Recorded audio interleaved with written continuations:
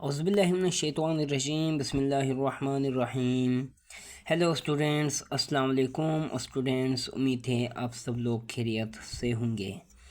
तो स्टूडेंट्स, हमने अपने प्रीवियस लेक्चर में पढ़ा था डिवीज़न ऑफ स्केलेटन, और उसके अंदर हमने एक्सियल स्केलेटन के बारे में क्या किया था, ब्रीफली डिस्कस किया था।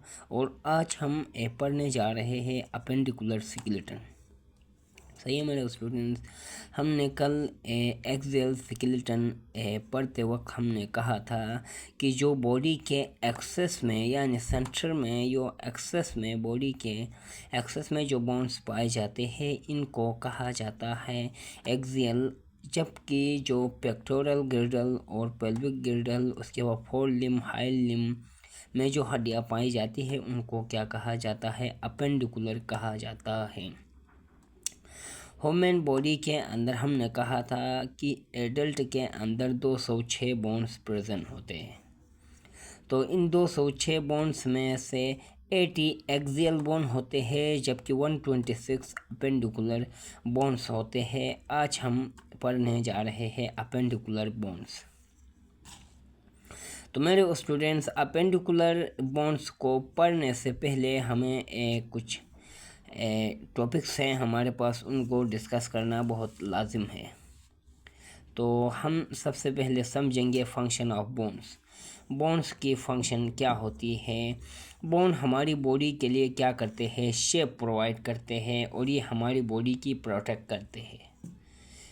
सही है स्टूडेंट। उसके बाद ये हमारी मोमेंट में क्या करते हैं, चलने फिरने में ये क्या करते हैं, हेल्पफुल होते हैं। उसके बाद हमें पता है कि बोन्स हमारी बॉडी के अंदर सेल की फॉर्मेशन करते हैं। सही है स्टूडेंट। बोन के सेंटर में क्या होता है, मेडुलरी कैनाल मौजूद होता है। मेडुलरी कैनाल के अंदर बोन मेरो होता है, रेड बोन मेरो, जो कि ब्लड सेल्स को क्या करता है, प्रोवाइड करता है, फॉर्मेशन करता है।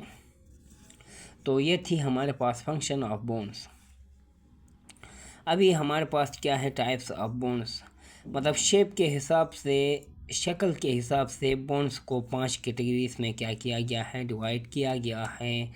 सबसे पहले हमारे पास आ जाते हैं लॉन्ग बोन्स, यानी बॉडी के अंदर जो लॉन्ग बोन होते हैं, इनको कहा जाता है लॉन्ग बोन्स। जैसा कि इसमें फीमर आता है, रेडियस आता है, टिबिया आता है, अल्ना आता है। ये जो बोन्स हमारी बॉडी के अंदर क्या है, ये बहुत लंबे बोन्स हैं, यानी ये लॉन्ग बोन्स में क्या किया जाता है, इनका शुमार किया जाता है।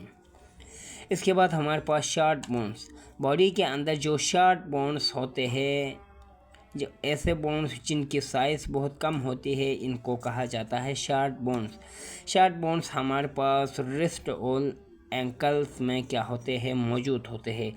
यानी हम ये कलाई कहते हैं, यहाँ पे क्या होते हैं, मौजूद होते हैं। सही है स्टूडेंट्स। यानी रिस्ट में ये, उसके बाद घुटनों में, यानी उसके बाद कार्पेल्स वगैरह में क्या होते हैं, रिस्ट और एंकल्स में क्या होते हैं, ये शॉर्ट बोन्स ज़्यादा होते हैं। और ये हमारी कार्पेल्स होती है, इनमें क्या होते हैं, ये मौजूद होते हैं। इसके बाद फ्लैट बोन। फ्लैट बोन किनको कहा जाता है, ऐसे बोन्स जो कि क्या होते हैं, करफ होते हैं। यानी जो करफ बोन्स होते हैं, उनको फ्लैट बोन्स कहा जाता है। इनमें हमारे पास क्या है, रिब्स हैं, यानी हमारी जो पसलियाँ हैं, उनके हड्डियाँ हैं। सही है, यानी ये करफ है, आप लोगों को पता है, पसलियों के अंदर हड्डियाँ। इसके बाद हमारे पास क्रेनियल है, जो कि हमारे शकल के अंदर होते हैं, हमारे ब्रेन की प्रोटेक्शन करती है। ये हड्डियाँ क्या होती है, ये फ्लैट बोन्स कहलाती है। उसके बाद हमारा स्टर्नम है, जो कि क्या है, एक फ्लैट बोन्स है, इसके साथ पसलियाँ आके अटैच होती है। सही है, जब ये पसलियों के साथ अटैच होता है तो रिब केज को बनाता है। तो स्टूडेंट्स, उसके बाद हमारे पास आ जाते हैं इर्रेगुलर बोन्स। इर्रेगुलर बोन्स वो बोन्स होते हैं जो कि कभी मूवमेंट ही नहीं करते हैं। सही है, ये आपस में ऐसे क्या होते हैं, हार्ड तरीके से चिपक के होते हैं। मतलब ये हमारे पास क्या होते हैं, शक्ल में होते हैं, हमारे पास बैकबोन में हमारे पास मौजूद होते हैं। ये ऐसे बोन्स होते हैं जो कि कभी क्या करते हैं, मूवमेंट ही नहीं करते हैं। ये बोन्स ये हार्ड तरीके से आपस में मिले हुए हैं, इनकी क्या होती है, मूवमेंट नहीं होती है, उनकी कोई हरकत नहीं होती है, तो लिहाजा इनको इर्रेगुलर बोन्स कहा जाता है और ये हमारे पास शकल और वर्टेब्रा में मौजूद होते हैं।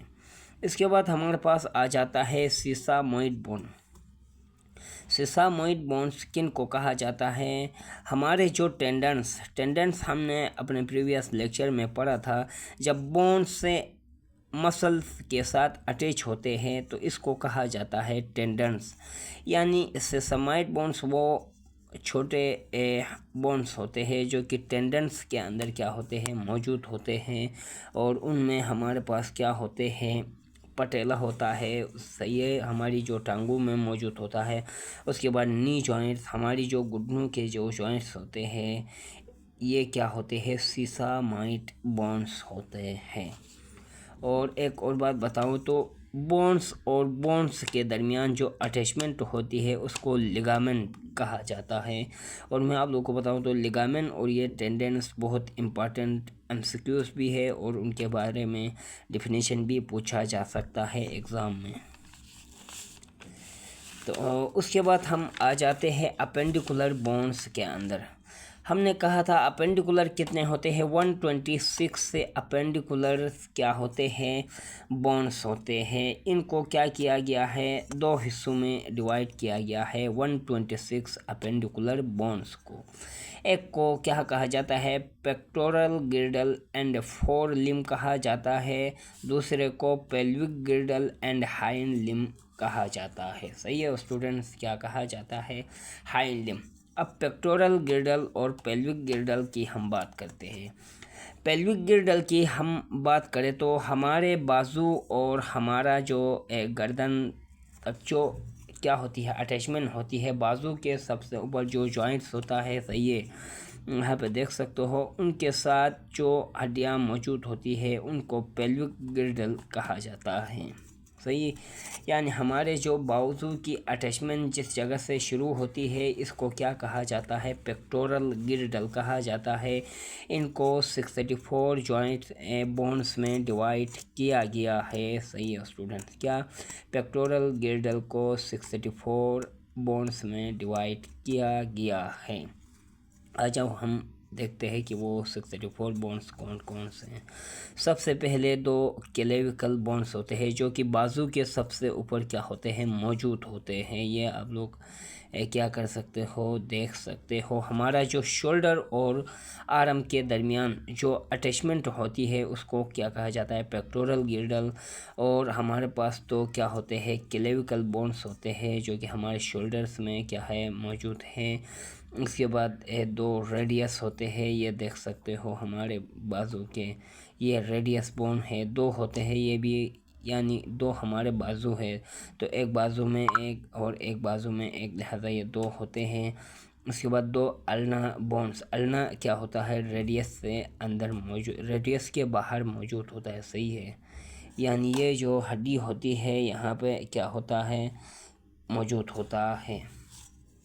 इसके बाद हमारे पास क्या होते हैं, 10 कार्पेल बोन्स। कार्पेल ये कलाई हम कहते हैं, कलाई, ये हमारे पास क्या होते हैं, कार्पेल बोन्स होते हैं। सही है।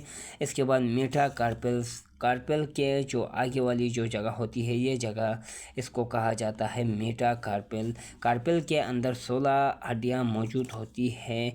इसके बाद मेटा कार्पेल में क्या होती है, 10 हड्डियाँ। और उसके बाद हमारी अंगुलियों में क्या होती है, 28 हड्डियाँ पाई जाती हैं, क्योंकि ये एक हाथ की अंगुलियों में 14 होती है और दूसरे हाथ की अंगुलियों में 14 होती है, और इनको मिला के 28 बोन्स हमारे क्या होते हैं, फेलेंजिस में होते हैं। और आप लोग ये डायग्राम में देख सकते हो। इसके बाद हमारे पास पेल्विक गिर्डल। पेल्विक गिर्डल जो थाई बोन यानी फीमर और हमारे जो क्या होती है, हिप जो बोन्स होते हैं उनके दरमियान जो अटैचमेंट होती है, इनको कहा जाता है पेल्विक गिर्डल। क्या कहा जाता है, पेल्विक गिर्डल एंड हाइंड लिम कहा जाता है। इन यानी जो पेल्विक गिर्डल होता है उसको 62 बोन्स में क्या किया गया है, डिवाइड किया गया है। इनमें 2 फीमर आते हैं, 2 टिबिया आते हैं, 2 फिब्यूला आते हैं, 2 पटेला ओत आते हैं और ये 14 टार्सला में आते हैं। सही है, यानी हमारे जो यानी ये देखो ये पाँव के पास ये क्या होता है, टार्सला कहा जाता है इसको। टार्सला ये यहाँ पे होता है, टार्सला होता है, इसको मेटाटार्स कहा जाता है। और ये अंगुलियाँ होती हैं उनको फेलेंजिस कहा जाता है। यानी जो 28 फेलेंजिस ये होती है, यानी पाँव की अंगुलियों में भी 28 हड्डियाँ मौजूद होती हैं। उसके बाद ये टार्सला में, अब हमने कहा था कार्पेल में 16 होती है और यहाँ पे टार्सला में 14 हड्डियाँ मौजूद होती है और इन दोनों में ये फ़र्क है। ऊपर में 64 हड्डियाँ थी और पेल्विक में हमारे पास 62 हड्डियाँ हैं। और आप लोग ये डायग्राम का जायज़ा ले सकते हो। तो स्टूडेंट्स, ये आज का हमारा लेक्चर था। उम्मीद है आप लोगों को ये समझ में आया होगा। और हम कुछ ऐसी बात करें तो बॉडी के अंदर सबसे जो लार्जेस्ट बोन होता है उसको फीमर कहा जाता है और जो स्मॉलेस्ट बोन्स होते हैं उनको स्टेप्स कहा जाता है। और बॉडी के अंदर जो सॉफ्ट बोन होता है सबसे इसको टिबिया कहा जाता है। सही है स्टूडेंट्स। तो स्टूडेंट्स, उम्मीद है आज का हमारा ये लेक्चर आप लोगों को समझ में आया होगा। Thank you very much.